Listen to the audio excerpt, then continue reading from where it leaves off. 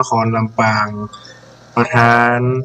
การเผยแพร่ของวิทยาลัยสงฆ์นครลำปางของคณะสงฆ์จังหวัดลำปางซึ่งพระอาจารย์ได้ติดภารกิจที่ศาสนกิจยกเวลา1 ชั่วโมงต่อจากนี้ไปเปิดเพลงเนี่ย4 นาทีเคารพธงชาติเนี่ย2 นาทีเนาะเดี๋ยวนี้เหลือเวลา50 นาทีต่อจากนี้ไปพบปะกันกับอาตมาภาพหรือว่าลูกเนนเองอีปอลูกตุ๊ในงามห้องลูกเนนอยู่ซึ่งศรัทธาญาติโยมชั่วโมงต่อไปนั้นก็จะเป็นน้องพระอาจารย์เสน่ห์กาหลงจะได้มาแทนก็อยู่ด้วยกันไปแฮม50 นาทีโดยประมาณศรัทธาอีปออีแม่นักศีลนักบุญเป็นรายการสาระธรรมเป็นรายการธรรมะยามค่ำยามแลงโทรฮัลโหลขึ้นมาเมื่อ5:58 นาทีมาเปิดคอมเนาะเปิดโน้ตบุ๊กเชื่อมลิงก์สัญญาณโป๊ะปะสถาอีปออีแม่ถ้าเป็นยุคสมัยแต่ก่อนนั้นเพิ่นจะต้องคืนรถไปออกสถานีไปออกวิทยุการตีวัดบุญเดียววาดหรือตีออกช่อง8ก็ต้องคืนรถไปลงที่หน้าช่อง8ข้างโรงเรียนวิสุทธิวิทยากรถ้าไปออกสถานีของอสมทก็ต้องลง4 แยกปิ่นทรัพย์ถ้าไปออกของคืนอื่นๆก็ต้องคืนรถหรือว่านั่งรถไปลงที่สถานีวิทยุแต่ของวิทยาลัยสงฆ์นครลำปางก็ต้องขออนุโมทนาปูจาน้ำจิตปูจาน้ำใจทางเจ้าหน้าที่ฝ่ายเทคนิคโดยภายใต้คำของหลวงพ่อท่านพระครูอภิวัฒนาวิกรมเป็นผู้อำนวยการสถานีวิทยุคลื่นสีขาวเพื่อชาวประชาและยังบป.ได้มาดูแลช่วยเหลือทางสถานีวิทยุ 106.50 ของวิทยาลัยสงฆ์นครลำปางพร้อมกับท่านอาจารย์พระมหาสมชาติชาตปัญโยก็ได้มาช่วยดูแลตีขาดมาได้เลยบุคคลสำคัญแห่ง2 ท่านก็คืออาจารย์ดร.พัชริยาฟองจันตาหรืออาจารย์แอมพร้อมกับปีดีเจสถาพรสุธาคำหรือปีดีเจนัทที่ได้อำนวยความสะดวกให้แก่พระเจ้าพระสงฆ์ในการออกรายการในการจัดรายการวิทยุเพื่อบ่ให้เป็นการเสียเวลาบ่ให้พระสงฆ์องค์สาข้าเจ้าคืนรถเสี่ยงการรถไปลงสถานีก็ใจเทคโนโลยีเป็นห้องว่าใจลิงก์สถาญาติโยมใจเว็บไซต์อย่างครับแอปพลิเคชันนี่กดเข้าไปปุ๊บเปิดรูปโลกเป็นเป็นห้องกดรูปโลกให้มันดังไปทั่วโลกสถาญาติโยมเนาะมันขึ้นแกนโลกสีเขียวแล้วกดเสียงเพลงเข้าไปกดเสียงเพลงจบแล้วกดปิดเพลงกดเปิดไมค์สถาญาติโยมมีโอกาสได้อำนวยความสะดวกคือก็ต้องขออนุโมทนาปูจาน้ำจิตปูจาน้ำใจบ่มีกล้าตอบแทนติดไว้ก่อนแปะไว้ก่อนถ้าศรัทธาไปปะที่ไหนก็อย่าไปลืมเนอะมีซองขาวให้ทุกเจ้าแล้วฝากซองขาวให้เจ้าหน้าที่หน่อยศรัทธาญาติโยมเพิ่นจะได้มีแรงกายมีแรงใจในการผลักดันในการเชื่อมลิงก์ในการเสียสละเวลา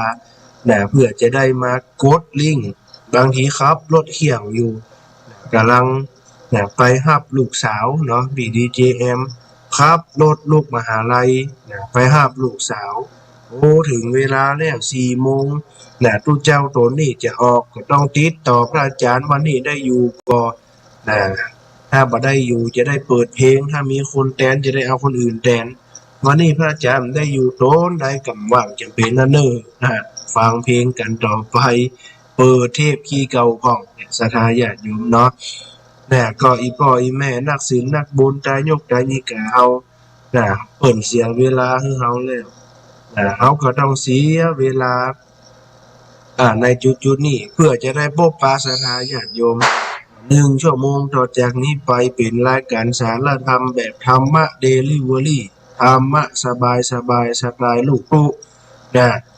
เปลี่ยนรายการใหม่ละธรรมะสบายสบายสไตล์ลูกปุ๊สถาญาติโยมจะได้บ่กึดนักเป็นรายการธรรมะแบบสบายสบายใครมีปัญหาสารทุกข์สุขดิบใครมีปัญหาทำข้อคิดสกิทำอะไรหยังจะเอามาอู้มาจ๋าจะเอามาพบปะสถาญาติโยมจะเอามาฝากก็สามารถมาฝากได้เป็นรายการธรรมะเพื่อประชาชนนะเพื่อการศึกษาของวิทยาลัยสงฆ์นครลำปางของวิทยุวิทยาลัยสงฆ์นครลำปางมหาวิทยาลัยมหาจุฬาลงกรณราชวิทยาลัยเป็นรายการที่พบปะอีพ่ออีแม่เพื่ออีพ่ออีแม่นักศิลป์นักเอาอยู่ด้วยกันอย่างมีความสุขเพื่อบ่ให้ปกความทุกข์บ่ให้มันทุกข์กายบ่ให้มันทุกข์ใจบรรดาศรัทธาญาโยมญาญิกาอุบาสกอุบาสิกาอีพ่ออีแม่นักศีลนักบุญท่านทั้งหลายได้เสียสละเวลาบางห้องก็บ่ให้เวลามันสูญเปล่าอีพ่ออีแม่เฮาเปิดวิทยุไปโดยแย่ของกินแรงไปโดยห้องก็บ่ต้องแย่แล้วของกินแรงวันนี้สบายแล้วติวอันสาไปกาดไปได้ของกินสุกมาก็มันบ่เป็นการเสียเวลาดีถ้ามันบ่ถูกปากก็จำเป็นเนี่ยเอาอีพ่ออีแม่เนาะก็วันนี้พบปะกันบางทีบางครั้งศรัทธาญาติโยมก็เนี่ยของกินไปโดยฟังวิทยุไปโดยพบปะกันในรายการธรรมะแบบสบายๆบ่ให้ศรัทธาอีพ่ออีแม่ทุกข์กายบ่ให้ศรัทธาอีพ่ออีแม่เฮานี่ทุกข์ใจเพราะว่าถ้าเฮามีความทุกข์กายเฮามีความทุกข์ใจมันบ่สบายอกและมันบ่สบายใจศรัทธาญาติโยมเฮาต้องให้จิตใจเฮานี่ผ่องใสสะอาดด้วยความศรัทธาเอาปราศจากความตระหนี่ที่เหนียวตัดมนทินหือเสียงแล้วก็หือตานทำบุญศรัทธาญาติโยมเนาะเพราะบุญเนี่ยเป็นที่พึ่งของเราสัตว์ในโลกนี้และโลกหน้าสิ่งที่จะติดตัวสิ่งที่จะติดตามตัวเฮาไปก็คือบุญกับบาปศรัทธาญาติโยมใครทำบุญก็มีบุญใครทำบุญน้อยก็มีบุญน้อยโอ้บุญห่อเข้าเพิ่นมีน้อยเนาะปีจากนี้อย่ามาอายุสั้นแต่เนื้อเกิดก็ตายเกิดมากี่ชาติก็ตายเกิดมากี่ชาติก็ตายศรัทธาญาติโยมเพราะฉะนั้นอีพ่ออีแม่เฮาก็ควรทำบุญทำทานกินทานศรัทธาญาติโยมเนาะพิศนาธรรมเพิ่นบอกเอาไว้ศรัทธาญาติโยมถ้าอยากกินข้าวให้ปลูกใส่พลานหินถ้าอยากมีศีลให้ฆ่าตีพ่อแม่ถ้าอยากให้พี่น้องมาแวะให้ฆ่าหมู่เดียวกันถ้าอยากไปสวรรค์ให้ไปแก้ศีลในวัดโอ้ยังจะได้ว่าจะนั่นตุลูอยากกินข้าวให้ปลูกใส่บ้านหน่วยหินพลาหินอยากเป็นคนมีศีลให้ฆ่าพ่อฆ่าแม่โอ้ไปได้อยู่เนี่ยโอ้เอาล่ะศรัทธาญาติโยมการว่าอยากให้พี่น้องมาแวะให้ฆ่าหมู่เดียวกันโอ้ผิดศีลบ่นึงการข้อสุดท้ายใครอยากไปสวรรค์ศรัทธาญาติโยมเนาะไปแก้ศีลในวัดโอ้พ่ออีแม่อย่ามาแปลกใจวันนี้เป็นพิศนาธรรมจะได้ไผที่แก้ได้ไผที่แก้ปัญหาธรรมนี่ได้โทรเข้ามาเลย0654829719มาตอบปัญหาธรรมถ้าพบปะจะมีรางวัลให้ไปลืมทวงเนาะเพิ่นว่าอยากกินข้าวให้ปลูกพลาหินใครอยากมีศีลให้ฆ่าพ่อตีแม่ใครอยากให้พี่น้องมาแวะให้ฆ่าหมู่เดียวกันใครอยากไปสวรรค์ไปแก้ศีลในวัดตู้ลูกจะมาเฉลยเตี่ย20นาทีสุดท้ายจะมาเฉลยตอนนี้เหลือเวลา40นาทีอยู่ยังมีเวลาไปที่ฮู้ปัญหาธรรมมันนี่เดี๋ยวเฮามาอู้กันพิจารณาธรรมอีพ่ออีแม่เพิ่นว่าปิด ปิดปากอย่าพูดมากเกินจำเป็นจะเป็นคนปากเหม็นเขาขึ้นไส้คือต้องเกิดเรื่องยินยอเสมอไปถ้าหุบปากมากไว้ได้แท่งทองอ่าอูเปิดฮักอยากนัดอยากหวังเปิดจังคำเดียวก็ได้สถาอย่างเนาะละเด็กละอ่อนในยุคสังคมปัจจุบันเนี่ยอีพ่ออีแม่เฮาบางคนเหยียดมือเขาจมมือเขาพร้อมที่ฟังสถาญาติโยมโจมไปแต่เข้าหูซ้ายออกหูขวาเข้าหูขวาออกหูซ้ายเพราะฉะนั้นบรรดาสถาโยมพ่อโยมแม่กายโยมกายิกาอุบาสกอุบาสิกาเฮาทั้งหลายต้องพินิจพิจารณาถึงหลักธรรมถึงคำสั่งสอนขององค์สมเด็จพระชินวรสัมมาสัมพุทธเจ้าว่าตอนนี้เราทำอะไรยังอยู่ตอนนี้เราทำอะไรอยู่เราอยู่เพื่อทำอะไรต้องย้อนกลับไปเราทำอะไรอยู่ปัจจุบันณเวลานี้เราทำอะไรอยู่และเราจะอยู่เพื่อทำอะไรทำความดีหรือว่าจะทำอะไรอย่างไรทำบาปก็ทำกรรมก็ทำเวรก็หรือว่าเขาจะทำความดีมันมีให้เลือกสถาญาติโยมกุศลกรรมและอกุศลกรรมต้องพิจารณาว่าบัดนี้เวลามันล่วงเลยมาแล้วเกินค่อนโคนมาแล้วทำความดีหรือยังเข้าวัดหรือยังรักษาศีลหรือยังงดเหล้าเข้าพรรษาหรือยังงดสูบบุหรี่หรือยังสถาญาติโยมเนาะงดสูบบุหรี่หรือยังแน่สิ่งที่สำคัญงดเหล้าหรือยังงดทำสิ่งบดีหรือยังบัดนี้เราทำอะไรอยู่และเราจะอยู่เพื่อทำอะไรน่าคิดนะสถาญาติโยมอันนี้กำลังปิ้งไอเดียมาประเดี๋ยวนี่เลยเนาะบัดนี้เราทำอะไรอยู่และเราจะอยู่เพื่อทำอะไรบางคนใช้ชีวิตแบบบ่มีเป้าหมายคนเฮาว่าใช้ชีวิตแบบไม่มีเป้าหมายถ้าเป็นคนไว้กำลังทำงานหรือว่าไว้เด็กละอ่อนเราทำเพื่ออย่างทำอะไรทำเพื่อมันเกิดประโยชน์ทำให้มันมีประโยชน์ทำสิ่งที่มันเกิดประโยชน์ทำสิ่งที่มันมีกุศลหรือว่าทำสิ่งที่มันเกิดประโยชน์ต่อสถาญาติโยมสิ่งที่ทำแล้วเกิดประโยชน์ต่อคนรอบข้างสิ่งที่เกิดประโยชน์ต่อคนและมนุษย์ทั้งหลายสิ่งที่เราทำแล้วมันเกิดประโยชน์ก็ควรทำสิ่งที่มันทำแล้วมันบ่เกิดประโยชน์ในกับสถาญาติโยมกันทั้งหลายเป็นที่น่าคิดเนี่ยทำแล้วไม่เกิดประโยชน์จะทำอยู่หรือไม่นะสถาญาติโยมเนาะมีไผโทรมาบัดลังบ่ฮู้ปัญหาทำเนี่ยก็ว่าอยากกินข้าวเพื่อปลูกอยากกินข้าวเพื่อปลูกใส่พลาหินอยากมีศีลให้ข้าพ่อดีแม่อยากให้พี่น้องมาแวะข้างหมู่เดียวกันว่าอยากไปสวรรค์ให้ไปแก้สิ้นในวัดสถาญาติโยมเวลาถึง 2 นาทีเนาะ2 นาทีตอนนี้6:26 นาทีถ้า6:28แล้วบ่มีไผโทรมาก็จะเฉลยแล้วนะถ้าลูกตู้เฉลยนี่จะได้เสี่ยงคน10 บาท10 บาท10 บาทเนี่ยป้าหน่อยอันนี้แม่จ่ายกับคำถามวันนั้นเด้อน่าจะเป็นได้เสี่ยงสถาอย่างเดียวเนาะแต่ผู้เล่นบ่ได้เด้อเนาะก็ประกาศประชาสัมพันธ์ให้อีพ่ออีแม่นักศีลนักบุญตายกตายนิกาอุบาสกอุบาสิกานี่ทำความดีมันบ่สูญหายยักสุขสบายต่อไปวันหน้าถ้าเราทำสิ่งบ่ดีนี่ปิกมาแล้วมาเป็นกำกึดนั่นน่ะสถาญาติโยมกึดปิกมาเครียดทั้งนั้นเครียดทั้งนั้นเป็นกำกึดทั้งนั้นเป็นสิ่งที่เครียดทั้งนั้นสุดท้ายมาทำให้ร่างกายของเรานี่อ่อนแออ่อนเพลียสุดท้ายมาปุ่นแหน่งแห่แห่เข้าไปเหี่ยวพุ่นอย่างเดียวสถาญาติโยมอย่างกับพี่อ้ายทวัดเมืองถืนเพิ่นได้แต่งเพลงเขาไว้ว่าสุดท้ายที่ไปเหี่ยวเป็นเพลงที่น่าคิดนะสถาญาติโยมเนาะสุดท้ายที่ไปเหี่ยวมีโอกาสสถาอาจจะเคยฟังแต่เดี๋ยวจะเปิดให้สถาฟังหลังมีโอกาสก่อนเนาะมีโอกาสอีกครั้งหนึ่งจะเปิดให้สถาได้ฟังเนาะเพราะว่าเป็นเพลงที่มีข้อคิดสะกิดใจสถาญาติโยม เนี่ยใส่ปราสาทอย่างพระราชวังหลักของลูกแล้วไปเผากว่าได้บางห้องอยากมีหน้ามีตา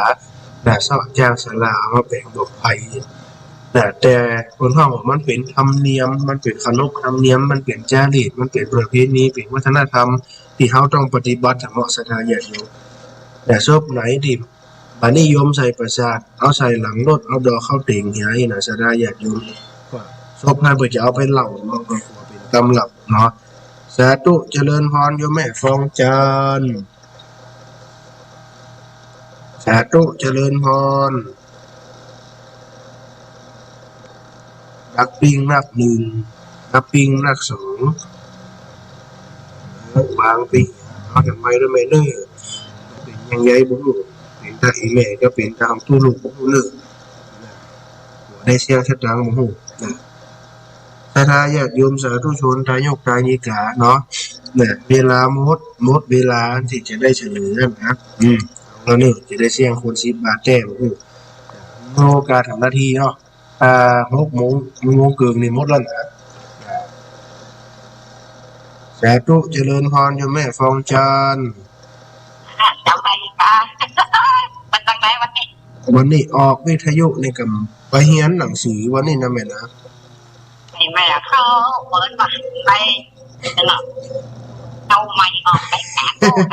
อะไรกันแล้วนี่ผมก็จะได้ฟังมันจะบอกไหนก็บ้านแน่ใจนะแม่ทุลูกไม่ได้หัวข้อมูลกำเตี่ยต้องติดตามที่พระอาจารย์สมชาตินะแม่เช้าฝ่ายนี่จ้ะกุมภากุมภาอย่างนี้แหละทุลูกบ้านแน่ใจเนาะพามาเนี่ยครับเดือนกุมภาเนี่ยทุลูกบ้านแน่ใจเพราะว่าการช่วงนี้การงานหนักเลยไม่ได้ติดตามข่าวสารสักคำแล้วถามมาได้ไหมว่าต้นตออะไรวะน่ะไม่ได้ไปครับแม่ไม่ได้ไปแล้วมันยิ่งโตจังหวัดเล่ากับจังหวัดเอาก็ได้แม่ก็ได้เนาะทำมาฝังก็ได้บ้านเป็นกระถางเดี๋ยวทำอยู่สูงทำเรียนเด็กยังจะเรียนจะเอามันเอาได้ออกทุกวันติวะออกทุกวันรายการทุลูกออกวันติด4 โมงถึง6 โมงเดี๋ยวนี้เพิ่นให้จะยืดเวลาไปเจาะมันว่างการงานมันหนักนะวันเดียวถ้ามีภาระธุระก็วันจันทร์ครับวันจันทร์ครับวันจันทร์ภาระอิฐหนักวันจันทร์มีสอนคุณธรรมวันอังคารวันพุธไปเรียนวันพัดจะว่างหรือวันศุกร์ไปสอนเห็นเนี่ยจะว่างวันพัดเฉาติดอะไรแบบนี้สอนโรงเรียนวันฝนเนี่ยครับแม่เดี๋ยวสาธุเด้อแม่เน้อเจ้าสาธุเจ้ามีรักษาเจ้าสาธุไม่ว่าจะตอบปัญหาไม่ได้ตอบสักคำสถาญาติโยมสาธุชนเด็กที่โยมแม่สมบูรณ์โทรมาเอาทำไมเด้อแม่เน้อครับประตันสักคำเนาะขายเห็ดลมอยู่เอาทำไมโยมแม่สมบูรณ์แม่ยายแก้วละสาธุเจริญพร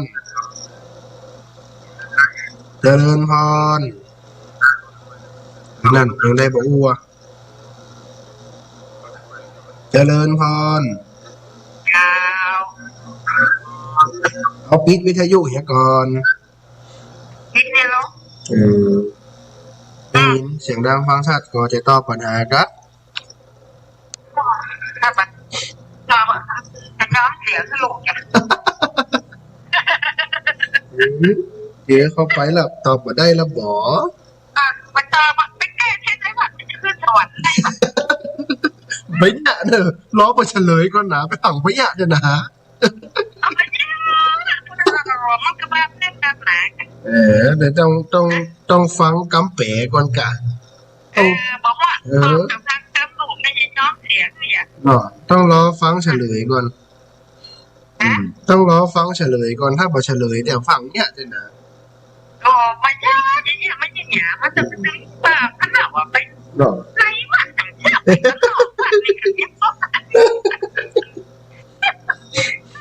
อย่างว่าตอบไม่ได้ขึ้นเลยเนี่ยสวัสดิ์เขาทำจริงๆเขามองเราหกกันนั่นนะ ต้องรอฟังเฉลยก่อนนี่เนาะน่ามาเดียวก็จะทั้งก็หกหน้ากันเนี่ยยอมเสียทั้งก็จะเป็นเที่ยงก็ได้เช้าก็ได้จะเป็นเที่ยง10 บาทอันนี้ก็จำมันถ้าไหนก็ท่านจำได้ต้องจะได้ไปชมวัดเต็มค่ะเหม็นเนาะแน่นอนค่ะนี่นะป้าไหนทำถูกต้องเนี่ยจะย้อมตัวหกเลยเดี๋ยวนี้แหละจะได้ขึ้นหน่วยสวัสดิ์มาฟังเฉลยได้ไหมเนาะเจ้าสาธุเจ้าสาธุเจ้าสาธุบุญรักษาด้วยแม่เด้อ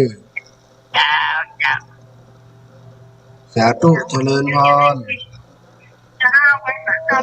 โยมแม่สมบูรณ์จะตอบปัญหาธรรมกับตอบกระบวนการแก้ผ้าในวัดแก้บทแก้ทำแก้ผ้าหอทำก็ถูกต้องถูกละข้อละถูกข้อสุดท้ายแล้วก็ข้อมูลข้อมูลมาได้ยินค่ะเพื่อว่าอยากกินข้าวเพื่อปลูกใส่พลาหินก็อยากมีศีลเนื้อค่าปอดดีแม่ใครอยากให้พี่น้องมาเว้ค่าหมู่เดียวกันนี่นะมันแปลแบบอย่างนี้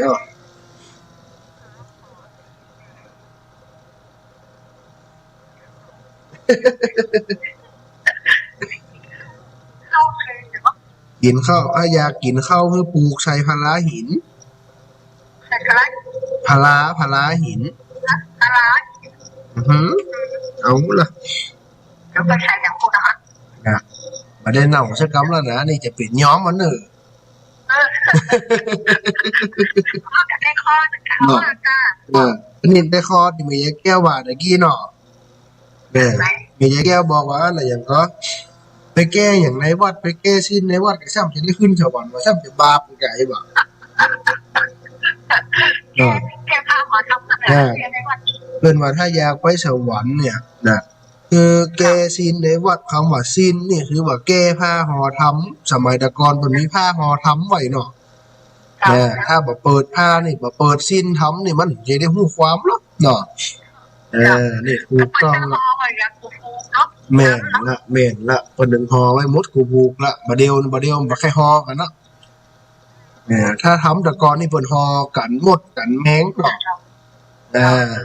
ถูกต้องสาธุอนุโมทนาบุญนะแม่เด้อเจ้าสาธุเจ้าสาธุสาธุเจริญพรโยมแม่บัวไขสาธุ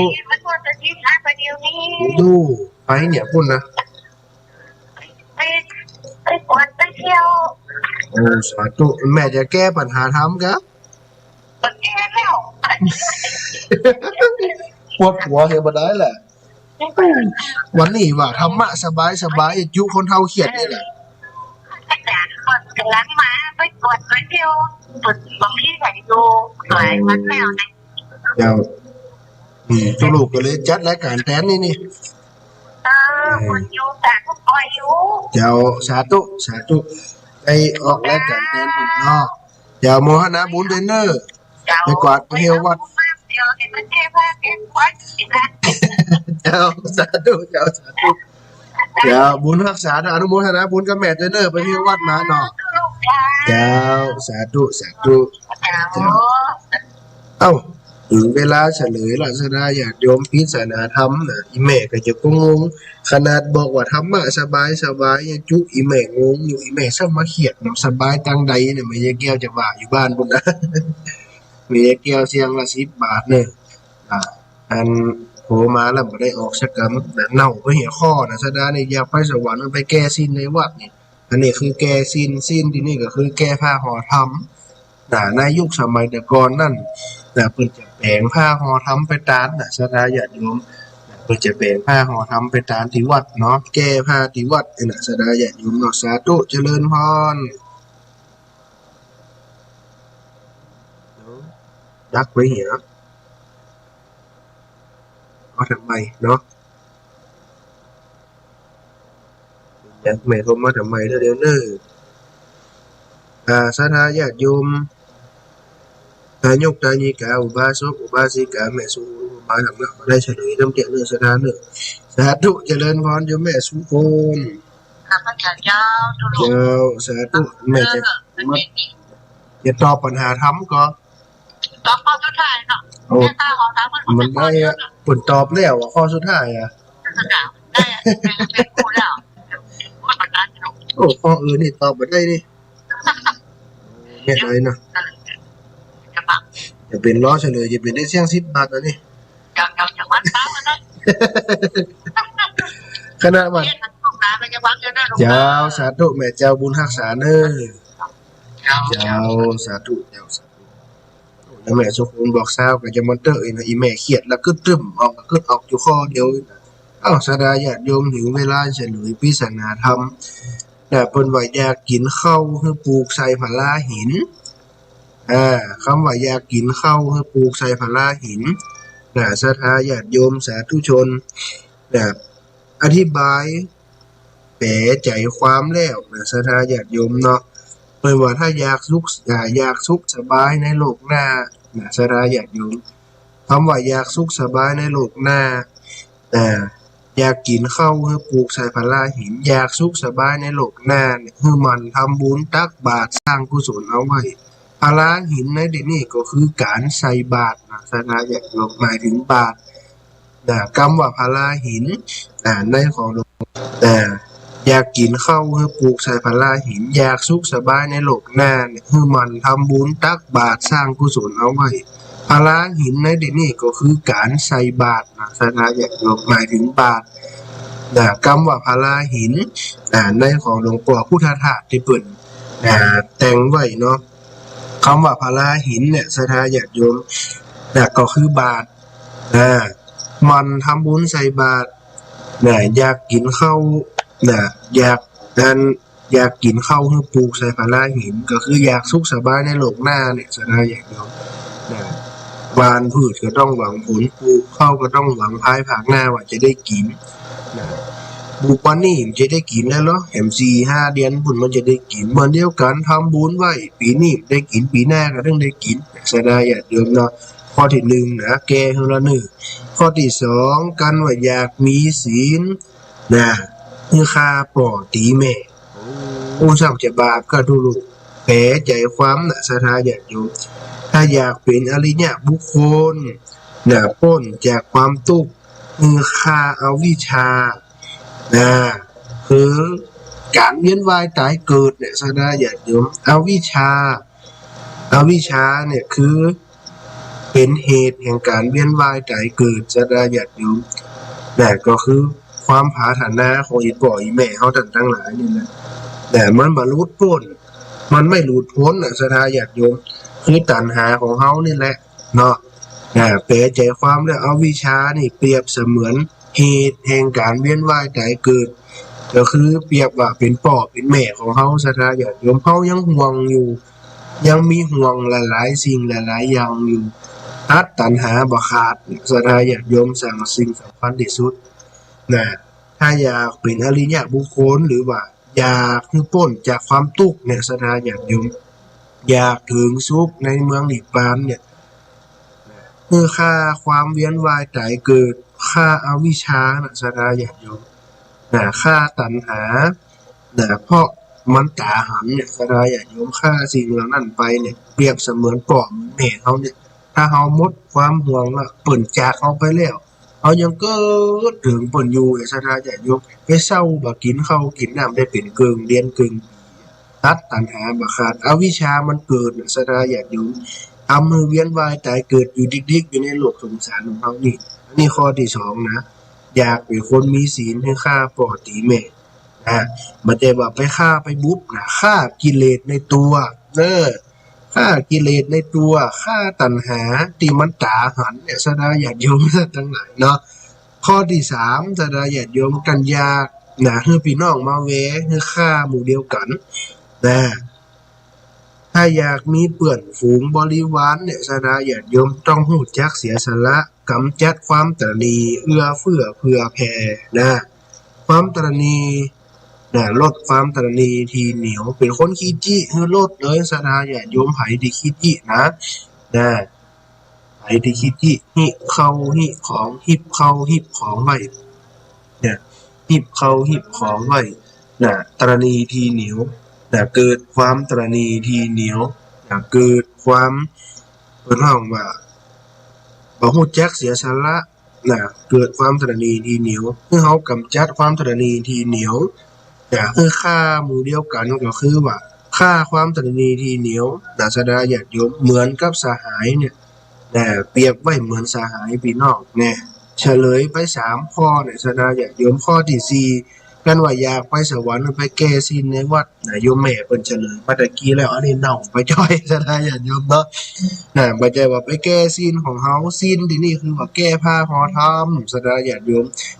คัมภีร์โบราณเพิ่นห่อไว้กลัวมดมันเข้าไปครบเพราะว่าสมัยแต่ก่อนน่ะเพิ่นใช้ใบลาน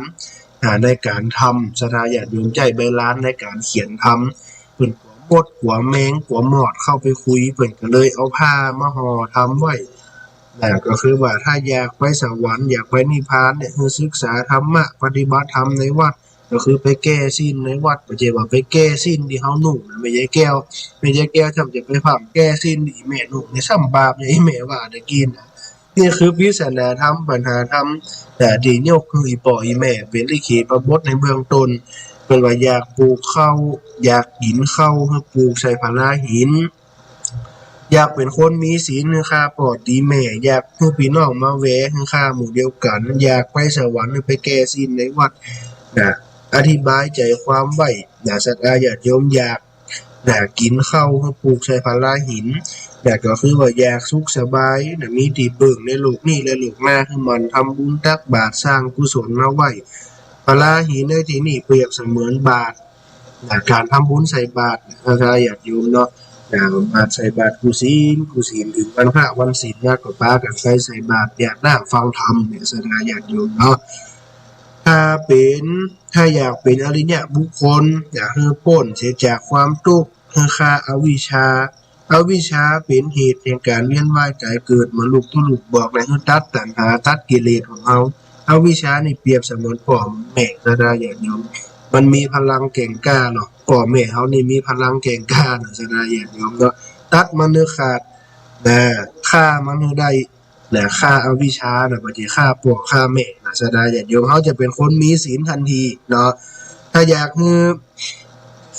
พี่น้องมาแวะคือค่าหมู่เดียวกันก็คือค่าเปื้อนฝูงบ่ใจอัน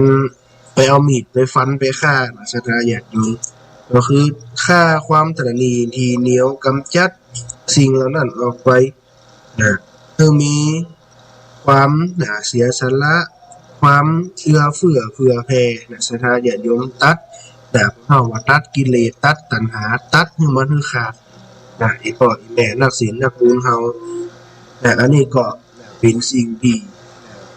นำมามาจ๋าให้กับอีพ่ออีแม่เป็นปริศนาธรรมฝากรักธรรมให้กับอีพ่ออีแม่ในช่วงท้ายรายการในวันนี้แต่ว่าไปแก้ศีลในวัดยังไม่ได้แก้บอกซ้ำจะไปตกมนหกกาไปแก้ศีลในวัดแก้นอกวัดไปแก้จะได้แก้ผ้าห่อธรรมนอกวัด มันสร้างบารมีเอาไว้ศรัทธาญาติโยมเนาะเมื่อยังมีเวลาถ้าเฮาอ้างว่ารอถึงเวลาก่อนไปทำบุญแล้วไม่ได้มันจะถึงเวลาบางคนบอกจะไปวัดรอมันเท่าก่อนบางคนบอกจะไปแอวหาผู้ลูกรอมันมีเวลาก่อนถ้าอ้างมีเวลาเกิดมันหุบมันฟางกระดังมาฟางกระดังก็คือมันถึงแก่อายุกรรมถึงแก่ความตายมาจะบ่ได้หอนกันจะบ่ได้ปบได้ปะจะบ่ได้ทำแล้วเพราะฉะนั้นเมื่อมีเวลาจงรีบลงมือทำลงมือทำกระจัดความตระหนี่ดีเหนียวมันลูกไปไปฆ่าคือขาดตัดคือขาดศรัทธาญาติโยมเนาะท้ายรายการเหลือเวลาแค่10นาทีสุดท้ายจะเปิดสายให้พ่ออีแม่ที่ได้รับฟังในส่วนของปริศนาธรรมได้รับฟังปริศนาธรรมตะกี้ไปถ้าพ่ออีแม่ติดใจค้าใจจะได้แก้ปัญหาจะได้บ่ถูกเพื่อโทรมาเนาะหรือไผอยากจะโทรมาคือกำลังอกกำลังใจก็สามารถติดต่อเข้ามาในช่วง10นาทีสุดท้ายเ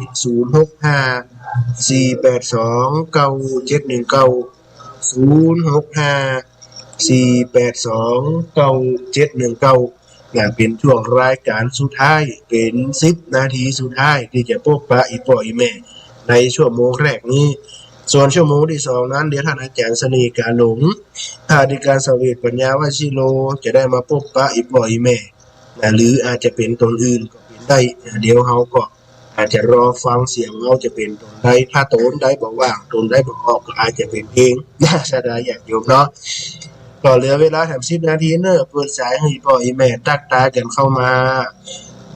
ในเบอร์โทรศัพท์0654829719 สาธุเจริญพรราชการยาวเจริญพรโยมแม่อ้อยวังมอเจ้าเสียงดังฟังชัดเนาะดังวังมอพุ่นนะดังฟังชัดดีเจ้าชัดเจนชัดเจ๋วเมื่อกี้เขาถามว่าอันหลวงพ่อพระครูวัดเจดีย์ซาวเจ้าคุณเพิ่นจะเผาหมดได้ฮะเดือนกุมภานี่เจ้าวันที่16เจ้า16 กุมภา16 กุมภานี่เจ้าอาจจะมีโอกาสได้ไปพบปะกันพูดได้ไหมเนาะถ้าได้ปะมุดนี่ก็กำลังเฮานี่ก็กำลังได้ไปก็มันมีหมดมันกำลังว่างก็นอกจากจะทันจะบ่ว่างนั่นอันเนี้ยคือปัญหาหลักเลยนะนี่นะเจ้าวันที่16 กุมภาวันหวยออกเนาะเจ้าสาธุได้แม่เด้อเจ้าบุญรักษาเจ้าสาธุแม่สาธุเจ้าโอ้สายโยมแม่สีกุลรุดไปเหียโยมแม่ยายแก้วโยมแม่สีกุลโอ้หลายคนเนี่ยโทรเข้ามาหับประทันเนี่ยสาธุเจริญพรเจ้าสาธุเสียงดังฟังชัดดีเนาะเจ้าชัดเจนเจ้าจากเวียงป่าเป้าโอ้นี่เป็นลิงขึ้นไปขึ้นสีขาวพุ่นนี่โอ้94ของสถานีแม่ขจารเนาะโอ้อนุโมทนากับเจ้าสถานีเพิ่นด้วยเนาะเสียงดังเจ้าสาธุเสียงดังฟังชัดดีนะแม่นะพุ่นนะเจ้าสาธุโมทนาบุญนะแม่เด้อบุญรักษาเจ้าสาธุเจ้าสาธุพี่น้องเวียงป่าเป้านะสาธุโยมแม่สีกูลตันหุละพี่น้องสถาบันหนองล่องดุภาษาทุกปีเจ้าสาธุตัวลูกอีดีกว่าแม่พักยาเจ้าสาธุเพิ่นไปแก้สิ้นเพิ่นนั้นตอบปัญหาตะกะไปแก้สิ้นบ่ได้หนาเพิ่นแก้ปัญหาธรรมหนาไม่ได้จะได้สอบแก้ผ้าหอธรรมอ่ะแบบเพิ่นว่าถ้าอันถ้าอยากกินข้าวปลูกใส่ผลาหินก็คือว่าใช้บาตรนะแม่เนาะเจ้าการว่าอันใครอยากขึ้นสวรรค์นี่คือค่าปอดตีแม่คือว่าค่ากิเลสคือขาดตัดกิเลสคือขาดตัดกิเลสคือขาดการว่าอยากคือพี่น้องมาแวะนะฮู้จักนะเพื่อแผ่ฮู้จักแบ่งปันเจ้าบ่ให้คิดอีกแม่นละถูกต้องเลยแม่นี่ชัดเจนชัดเจ๋วแล้วก็มีแก้ปัญหาทำสบายมากเนาะเจ้าสาธุโมทนาบุญนะแม่เด้อเจ้าบุญรักษาเจ้าอยู่ดีมีสุขแม่เด้อเจ้าเช่นกันเด้อเจ้าสาธุนี่โยมแม่สีกุลเข้าใจธรรมะอย่างลึกซึ้งนี่นะแม่บอกว่าถ้าอยากให้พี่น้องมาแวะจะคือว่าอยากให้พี่น้องเขาฮักศรัทธาญาติโยมไปขี้จี้นะแม่บอกไอ้เนาะถูกต้องชัดเจนชัดแจ๋วเลยนะโยมแม่เนาะสาธุเจริญพรนมัสการครับผมครับแท้ครับสาธุครับผมสวัสดีครับน้าครับฟังจากสถานีไหนครับผม104 วัดฝายหินครับ104 วัดฝายหินโอ้นี่เพิ่นลิ่งไปไก่ขนาดบ่ได้ตักตายทั้งพุ่นสักกำวัดฝายหินเพิ่นออกนะครับตลอดเลยครับโอ้บ่ได้ตักตายไปทั้งพุ่นสักกำเป็นเพิ่นเสือไผ่ไปฝายหินพุ่นบ่สาธุครับท่านเทศนี่ดีมากเลยครับครับเป็นปริศนาธรรมนะคือคนเฒ่าแก้ปัญหาธรรมนะเราบอกได้ดีเลยครับครับสาธุครับผมอนุโมทนาบุญครับสาธุครับครับบุญรักษาครับสาธุครับบุญรักษาครับผมครับสาธุครับสาธุเจริญพร ราชการเจ้าสาธุโยมแม่ฟังอยู่ที่ไหนฮะข้าลุงไม่ได้ไอ้นี่ก็ชีจะฟังของวัดฝ่ายหิน104เป็นเปิ้นเซอร์ไพรส์ลิงไปปุ้นกันบ่ตัวลูกกับบ่ฮู้โอ้สาธุสาธุอนุโมทนาโยมแม่เสียงดังฟังชัดดีเนาะ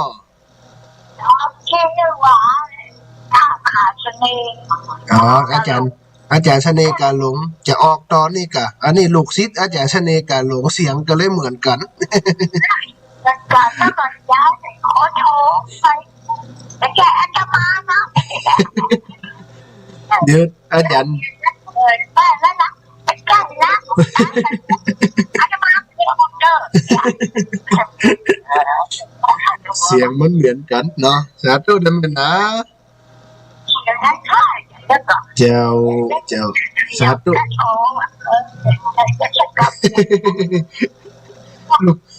ลูกศิษย์ก็เป็นลูกศิษย์เนาะครับแม่สาธุโมทนาบุญนะแม่เด้อบุญรักษานะแม่เด้อเจ้าสาธุเจ้าสาธุสาธุเจริญพรโยมแม่น้อยแม่ฟังอยู่เจ้าเสียงดังฟังชัดบ่ดีไปแก้ศีลในวัดนะแม่มาย่าแม่มาเอาแม่แม่ทำบุญจังเลยเจ้านั่นนะไปปลูกผลาหินนะแม่ปลูกข้าวผลาหินคือมันทำบุญใส่บาตรจักสุขสบายไปหน้าในเปิ้นว่านะแม่เนาะเจ้าเสียงดังฟังชัดดีเนาะตั้งแต่ถูกคุณนะเจ้าแม่ฟังอยู่นะลูกเจ้าสาธุโมทนาบุญเลยเจ้าบุญรักษาอยู่ดีมีสุขเด้อแม่เด้อเจ้าสาธุรักษาสุขภาพด้วยนะเจ้าสาธุนี่อยู่แม่น้อยโอ้ตักตายไปยังพี่น้องทางเชียงใหม่เนาะอันนี้เพิ่นลิงก์ไปทาง104นะของวัดฝายหินแล้วก็สถานีหลายๆสถานีเนาะอันนี้รายการธรรมะสบายสไตล์ตุลูกไอ้วัดแม่กุยอำเภอเมืองลำปางจังหวัดลำปางศรัทธาญาติโยมอีพ่ออีแม่เฮาอาจจะฟังเมินๆได้ฟังเตื้อวันนี้จะออกรายการแทนท่านอาจารย์พระมหานพดลสุวรรณเมธีหรือท่านอาจารย์พระมหานพดลอาจารย์ใหญ่ของวิทยาลัยสงฆ์นครลำปางได้มอบโอกาสเวลานี้1ชั่วโมงตั้งแต่ 6:00 นถึง 1:00 นให้อยู่กับศรัทธาญาติโยมก็เป็นที่น่ายินดีจัดนักเนอะอีพ่ออีแม่ทางเชียงใหม่ทางละปูนทางบ้านโฮงทางเวียงป่าเป้าเนาะได้โทรเข้ามาตักตายก็ตักตายเป็นยังพี่น้องศรัทธาทางปุ่นด้วยก็ต้องขอสุมาอภัยกับอีพ่ออีแม่ตะกี้ที่บ่ได้ตักตายไปก็เนื่องด้วยที่ว่าบ่ฮู้ว่าเพิ่นลิงไปพูดเนาะโอ้สะดุ้งสะเด็นว่าเพิ่นอันตักตายเข้ามาก็อนุโมทนาบุญสดาญาติโยมเหลือเวลาแถม2นาทีสุดท้าย2นาทีสุดท้ายทุกนาทีมีค่าการรักษาดีๆคือรักษาเวลาสดาญาติโยมเนาะรักษาที่ดีคือรักษาเวลามีให้มากคือมีน้ำใจสดาญาติโยมเนาะถ้าเขามีน้ำใจเอื้อเฟื้อแผ่เนี่ยพี่น้องมาถึงมาแวะประเด็นพี่น้องมันจะเข้าใกล้สดาญาติโยมเราขออนุญาตรับแห่ง1สายสาธุเจริญพรสาธุเจ้าตุลูกสาธุโยมแม่กับแก้วสีอินแก้วสิงมือทำอาจารย์ขนาดเลยตุลูกโอ้ลูกปีกับลูกน้องนะปีกับน้องยังต้องเดียวกันนะกันสาธุยิ่งม้วนยิ่งเหมียนเต้นว่าอาจารย์เจ้าครับวันนี้เป็นมวยเต้นม้วนเต้นมันอาจจะกินมวยเต้นจ้ะนั่นเนาะม้วนไปนี่เป็นมวยเต้นเวลาของตัวเก่าเจ้าเลยก็เจ้านี่แม่มันก็ภารกิจเนาะช่วยงานพุทธศาสนามันบ่อิดมันม่วนดิแต่ถ้าเฮาว่าอิดมันก็จะอิดเฮาว่าเอาม่วนนี่ดีกว่าสาธุเด้อแม่เด้อนั้นเจอกันก็ดีใจนะเจ้าที่บ้านไม้ดอกเตอร์เนาะนั่นเนาะได้ร้องเพลง2เพลงก็น่ะดีใจขนาดนั้นเนาะโอ้ดีนะเจ้าเต็มที่อนุโมทนาบุญนะแม่เด้อเจ้าสาธุรักษาเจ้าสาธุ สาธุเจริญพรเจ้ากลับมาเถิดเจ้าสาธุตุลูกเนาะตะกอนเจ้าหมออันลูกเนรลูกอ้อยประเดี๋ยวนี้เป็นตุลูกเจ้าแล้วเนาะครับสาธุสาธุเจ้าอ้อยเจ้าสาธุแม่ฟังอยู่สถานีน้อยแม่สุเปียศิลาพรสิตี้อ่ะพระโทษแบบปูนฟังขึ้น98.75ว่าโทษ2สักแต่เจ้าสาธุสาธุไปเลยเจ้าวันหน้านี่นะโอ้ฝ่ายได้ทำอย่างนี้นี่ถูกต้องหมดนะเจ้าแม่ถูกต้องเป็นผู้โจทย์เจ้าสาธุบางทำนี่นะเจ้าสาธุมหานาบุญกับแม่เจเนอเจ้ากับพ่อเจ้าสาธุเจ้าอยู่ดีมีสุขเจ้าแม่บุญรักษาเด้อสาธุเจ้าเด้อสาธุอันนี้พี่น้องสถาบันโฮมรู้มาหมดเวลาหมดนะหมดเวลาบ่มีนะยกมือขึ้นบายนะสถาญาติโยมเพิ่นว่านกลาป่าไม้ป่าใหญ่ลาหนองนกเขาลากรดอนขอลาห้างลูกขอลาสถาเจ้าบ้านอันซึ่งพดามาฟังวันนี้บัดดาวันหน้าปะกันก่อนว่าให้ฟังปะกันติดหน้าฟ้า